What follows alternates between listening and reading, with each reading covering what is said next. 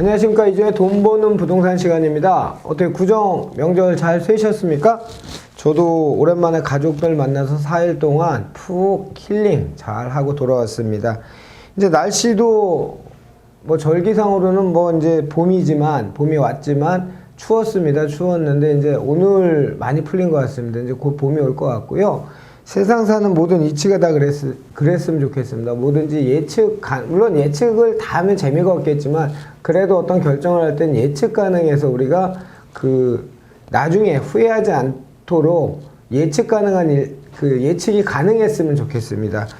자, 오늘도 저와 함께 여러분께 좋은 정보 드릴 분 소개해드리겠습니다. 주께서 도시화공간 곽창석 대표 나오셨습니다. 안녕하십니까? 예, 안녕하십니까? 네, 안녕하세요. 명절 새해 복 많이 받으십시오. 예, 새해 복 많이 받으세요.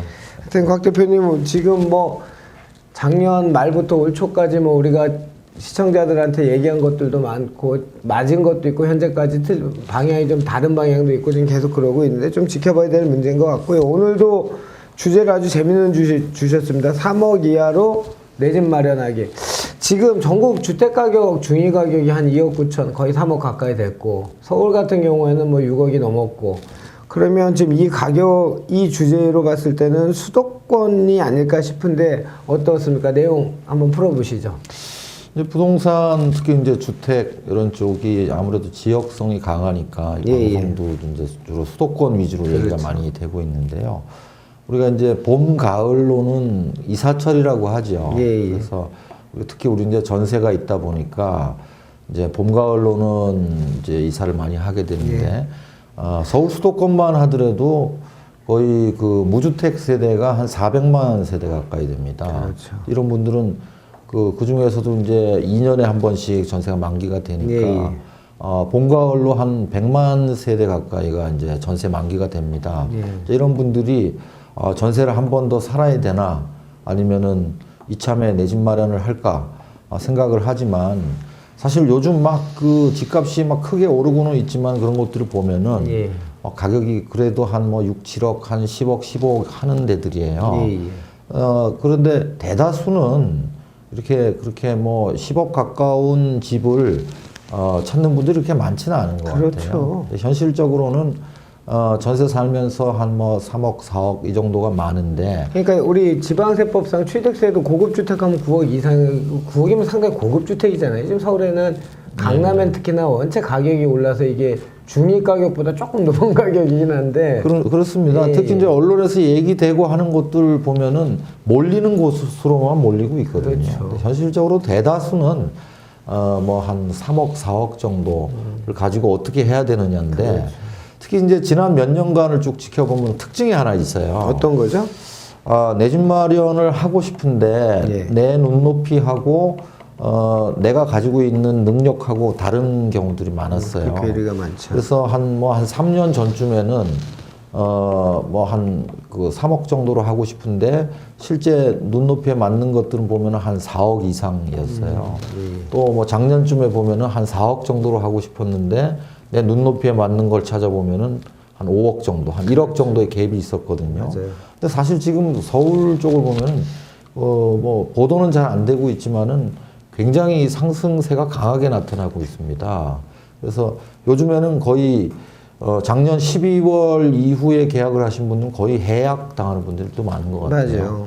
그래서 그건 한 1억 가까이 뛴 곳들도 많은데, 계약금 받고 아주 그러니까 매도자들이 계약금, 뭐 위약금은 당연한 거고, 뭐 중개수수료까지 다 배액 상환해 줄 테니까 해약하자고 이런 분들도 많다 그러더라고요. 그러니까 이제 계약금 받은 돈보다도 실제 거래되는 가격이 그걸 오버했기 때문에 이제 해약을 하려고 하는 거고요. 이런 상황이다 보니까 이 집을 과연 내 집 마련을 해야 되느냐는 딜레마에 고민에 다시 한번 빠지시는 것 같아요. 그래서 이제 그런 분들을 위해서 과연 내 집 마련을 하는 게 좋은 건지, 한다면은 어떤 형태로 하는 게 좋은 건지, 또 뭐 어떤 지역을 하는 게 좋은 건지 이런 게 궁금하실 것 같아서 주제를 잡아봤습니다. 좋습니다. 지금 본 주제 들어가기 전에 오늘 신문에 매체에 이제 어저께죠? 프레임에 났던 거를, 오늘 났던 걸 제가 하나 우리 시청자들 궁금증을 하나 풀어드리기 위해서 여쭤볼게요. 지금 전국 집가 상승이나 주택 상승률이 가장 높았던 게 15년도부터 해갖고 15, 16, 17 했을 때 땅값 같은 경우에는 뭐 언제나 상위 랭커가 제주, 세종, 해운대였거든요. 주택 가격도 이제 서울 빼놓고는 거의 마찬가지였고, 이제 해운대 같은 경우에. 지금 해운대 같은 경우에는 특히 경남 쪽에 해운대 하면은 뭐 우리나라에 거의 마천루가 다 모여 있는 데 아닙니까? 근데 지금 미분양이 급격하게 늘어나고 있고, 이제, 그러니까 딱 하나의 결론을 내리고 얘기를 하자면 투기 소유가 들어올 수 있는 구멍을 막아버렸기 때문에 또는 공급이 많이 공급되기 때문에 이런 미분양이나 아니면 이런 것들이 많다는 이제 그 견지에서 얘기가 나온 건데, 해운대 같이 유망적으로 보였던 지역들의 그런 미분양이나 주택 가격이 빠지는 거 이런 건 어떻게 보세요? 그러니까 이제 겉으로 드러나 있는 거하고 이제 실제하고는 좀 차이가 있습니다. 그렇죠. 이제 매매가는 어떻게 보면은 그 빙산으로 따지면은 수면 위에 드러나 있는 부분이고요. 예. 실제 임대료가 빙산의 그 바다 수면에 있는 거로 봐야 그렇죠. 되거든요. 보면은 수급 상황이 그 해운대 뭐 부산 전체가 그렇게 뭐 전세가가 크게 안 오르는 상태에서 예, 예.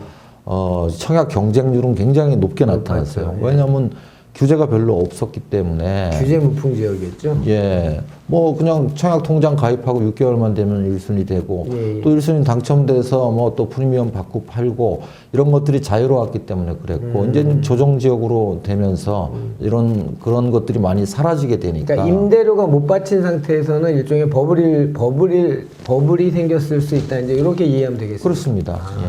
오케이, 좋습니다. 오늘 주제로 들어가겠습니다. 자, 아까 뭐 실수요자 또는 뭐 내 눈높이와 가격과의 괴리 이런 걸 겪으면서 집을 사야 될까 말아야 될까 고민들 많이 하신다. 요 얘기하시고 이제 마무리했었는데 어떻게 하는 게 낫겠습니까? 아직도 뭐 정답은 없을 것 같아요. 본인 눈높이 뭐 본인이 결정해야 될 문제긴 한데.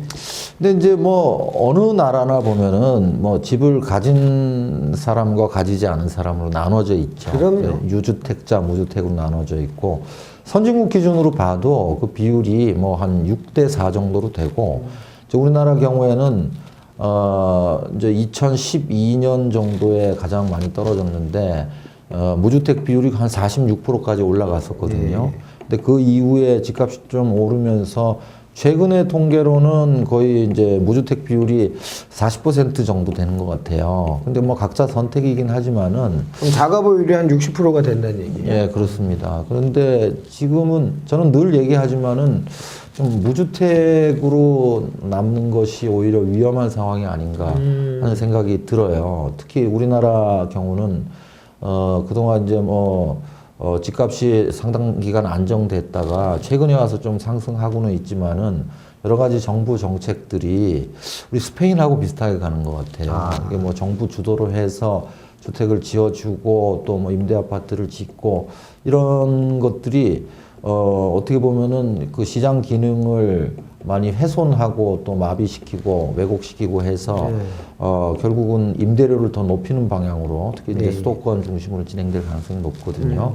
그런 측면에서 보면은 무주택을 탈출하는 게 이제 뭐 인플레이션 해지에서도 굉장히 중요할 것 같고 향후 뭐 주거의 안정성이라든가 뭐 그 노후 대비를 위해서도 하는 게 좋을 것 같은데 문제는 돈이 너무 많이 든다고 그렇죠. 생각하는 데 있어요. 근데 이제 자세히 들여다보면, 지금 현재 상당히 양극화되어 있어요. 최근에 많이 올랐다고 하는 지역들, 뭐, 강남, 사구, 투기 지역, 한강변, 이런 데들은 많이 올랐고 지금도 그렇죠. 오르고 있지만은 또 외곽으로 나가보면 그렇지 않은 지역들도 많이 있어요. 그리고, 뭐, 다세대 주택들의 경우에는 또 거의 별로 움직이지 않았습니다. 예. 그래서, 그 출발 단계부터 너무 눈높이를 높여서 시작을 하면 결국 내 집 마련이 어려워지지 않나 하는 생각이 들고요. 사실 저도 그 제가 결혼하면서 신혼 생활을 그 반지하 전세 보증금 2천만 원에서 시작을 했거든요. 그렇게 해서 이제 조금씩 키워 나가는데 요즘 보면 세태가 아예 뭐 결혼하면서부터 못해도 뭐 집 한 채 또는 아파트 전세는 있어야 된다. 뭐 그것도 교통 괜찮은 지역 이런 데서 출발하는 것 같은데. 근데 이런 얘기하면 저희 꼰대 소리 들어요. 뭐 꼰대 소리는 얼마든지 들어도 되죠. 왜냐면 곽 대표님이 아까 2천만 얘기하냐면 저도 99년도에 결혼했거든요. 근데 뭐 부모들이 훌륭하게 키워줬으니까 그거로 만족해야죠. 저도 2천만 원 갖고 화곡동에서 시작했거든요. 저도 예. 99년도에. 그건 뭐 근데 꼰대 소리 들어도 돼요. 네. 뭐 젊은 사람만 사는 세상이 아니니까. 아, 그래서 하여튼 집을 사는 게 좋겠다 이거죠. 예, 사는 게 더 좋을 것 같은데 이제 현실적으로 못 사는 이유가 뭐냐면 예. 눈높이를 낮추지 못해서 그런 거예요. 맞죠. 보면 남들하고 자꾸 비교를 해보니까 저 사람들이 사는 데는 나보다 더 훌륭한 데 사는데 나는 저렇게 못 쫓아갈 것 같으면은 차라리 전세 대출 받아서 좀 폼나는 집을 전세로 들어가자 뭐 이렇게 생각을 많이 하는 것 같아요. 근데 그게 이 사회 구조의 문제인 것 같아요. 본인들도 눈높이의 어떤 그 다름의 문제도 있지만 예를 들면 학교를 가면 아이들이 빌라 사는 애들하고 아파트 사는 애들하고 이렇게 나눠진대요. 저도 들은 얘기인데. 그러니까 부모 입장에서는 무리를 해서 해도 전세를 폼나게 살려고 하는 그 마음은 이해가 되죠. 예, 뭐 그거는 뭐 이해를 하지만은 예. 이제 장기적으로 보면 지금 현재 집값이 앞으로도 안정될 거면 그냥 전세를 살아도 되는데 그러기가 쉽지 않아 보여요. 네, 무슨 지금은. 말씀입니까? 그래서 이 그 방송을 보시는 분들은 어떻게든 전세를 탈출하시기를 바라고 좀 몇 가지 이제 팁을 드린다면은 예, 예. 우선 그 많은 분들이 무주택이면은 청약에 있어서 좀 유리한 고지를 점령할 수 있다. 이렇게 생각하기 쉬운데 사실 청약 쪽도 당첨되기 굉장히 어렵습니다. 좋은 지역은 뭐. 예, 특히 이제 앞으로는 특별 공급이 그 뭐 택지지구의 경우에는 30%씩 특별 공급이 되고요.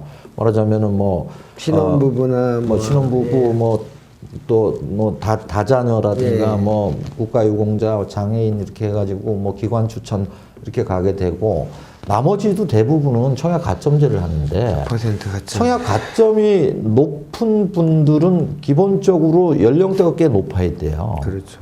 그리고 자녀 수가 많아야 되고 이런 분들은 대부분 돈이 없는데 지금 실제로 청약 가점이 낮은 분들의 경우에는 해봤자 안 됩니다, 당첨이. 유일하게 될 수 있는 방법이 신혼부부 집 마련하는 거잖아요. 예. 제가 그 90년대 말부터 2000년대 초까지 서울 동시분양 해설을 한 적이 있는데 한 4년 정도 했었어요. 근데 그걸 하면서 보니까 청약을 하려고 굉장히 노력은 하지만은 실제로 눈높이는 굉장히 좋은 지역을 노리고 있는데 거긴 경쟁이 엄청 세거든요. 그래서 차라리 눈높이를 낮춰서 일정한 나한테 맞는 집이 있으면은 구입을 하시는 게 훨씬 좋다는 거고요. 그러면 이제 어떤 식으로 구입을 해야 되냐면은 청약 요즘에 또 중도금 대출도 잘 안 됩니다. 과연 그러면 아파트로 할 것이냐, 다세대로 할 것이냐, 뭐 이런 거에 대해서 고민을 하게 돼요. 아파트는 넘사벽이다. 이렇게 생각하기 쉬운데, 아파트에서도 지금은 양극화가 벌어져 있기 때문에 지역을 양보하면은 얼마든지 구입할 수 있습니다. 내가 불편함을 조금만 감수한다면 뭐 이제 이렇게 접근하면 되겠죠. 그렇죠. 사실 3억이면은요, 지금 이제 서울 안쪽에서는 좀 힘들지 몰라도 서울을 벗어나서 전철에서 뭐 버스 타고 좀 조금만 들어가는 지역, 그런 이제 지은 지 한 15년에서 20년 가까이 된 기존 재고주택들. 기존 재고주택들의 경우에는 3억이 아니라 서울 인접 지역에서도 아직 2억대들도 많이 있습니다. 근데 이제 그런 곳들은 낡아져 있고 또 뭐 지역 브랜드가 떨어지고 하니까 선택을 안 하는 거죠. 예. 그리고 보면 이제 신축 다세대 이런 쪽으로 선택을 많이 하게 되는데 왜냐하면 가격이 비슷해요. 그렇죠.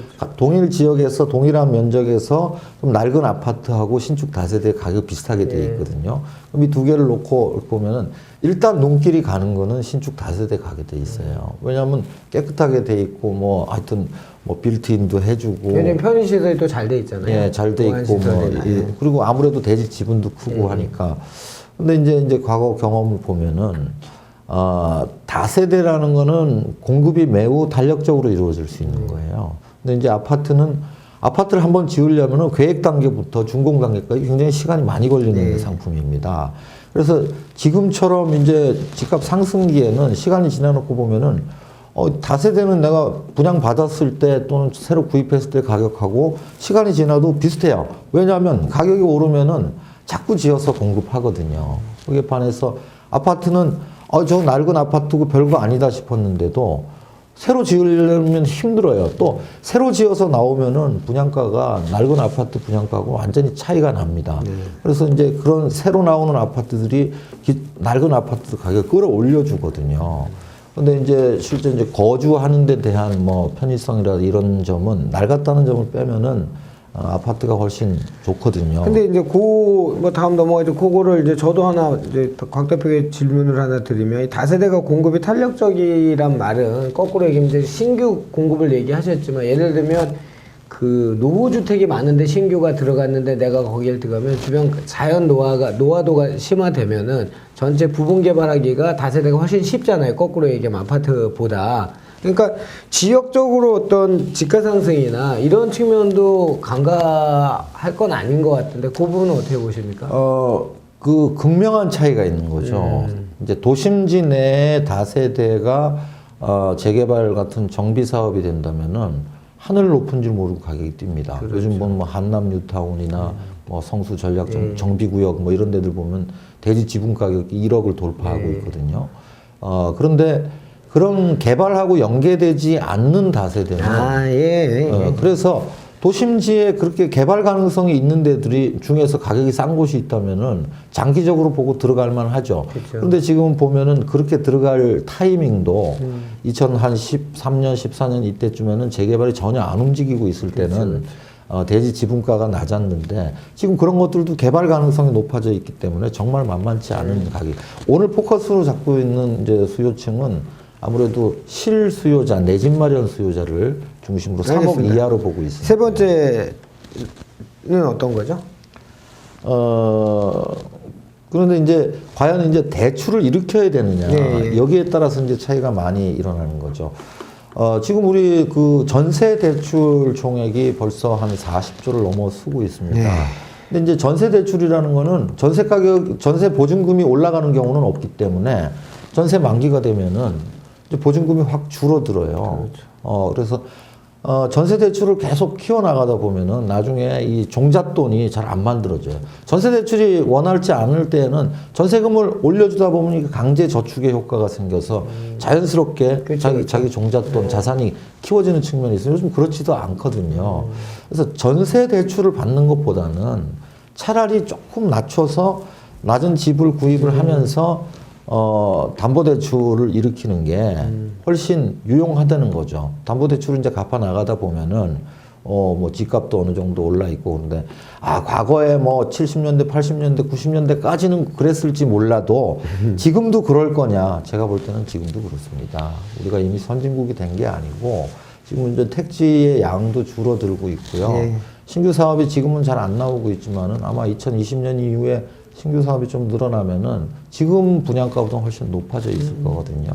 그래서 대출을 일으킬 수 있는 능력이 되느냐, 이건 상당히 중요합니다. 그렇죠. 그런데 이제 맞벌이를 하게 되면은 어느 정도까지 과연 내가 대출을 일으켜야 되느냐. 지금 뭐 투자자들 보면은 뭐 일으킬 수 있는 데까지 풀로 일으키지만은 사실 적정 수준은 그건 것 같아요. 이렇게 뭐 맞벌이를 하건 외벌이를 하건 전체 소득 대비해서 원금과 이자를 갚을 수 있는 비율이 원리금 합쳐서 30% 정도가 적정한 수준인데 어떤 분은 과도하게 내는 분이 있고 어떤 분은 무조건 나는 대출은 안 돼. 그렇죠. 한 푼도 안 내. 그거는 또 아닌 것 같아요. 우리가 그 21세기는 우리 호모 데투스의 시대라고 저는 생각하거든요. 빚, 채무, 대출을 어떻게 잘 관리하느냐도 재테크에 있어서 매우 중요한 요소라고 생각하기 때문에 감당할 수 있는 대출은 좀 일으켜서 그 첫 집 장만을 빨리 하시는 게 좋지 않겠느냐 하는 생각이 들고요. 지역으로 보면은 지금 뭐 서울은 너무 많이 올랐어요. 그래서 서울에서 출퇴근이 가능한 지역 중에서 말하자면 이제 전철 역세권을 고집하다 보면 지금 3억 이하에서는 좀 어려울 거예요. 그러나 이제 지금은 우리가 뭐 그 대중교통 특히 그 버스가 광역화돼 있고 또 전철과 버스가 환승 할인 체계가 갖춰져 있으니까 그렇게 이제 뭐 전철 내려서 버스 타고 한 뭐 10분 정도 걸리더라도 저는 그런 것들도 앞으로 역세권이라고 생각하거든요. 오늘 얘기 한번 나누죠. 지나치게 역세권 뭐 도보 뭐 500m 이걸 너무 고집할 필요는 없을 것 같아요.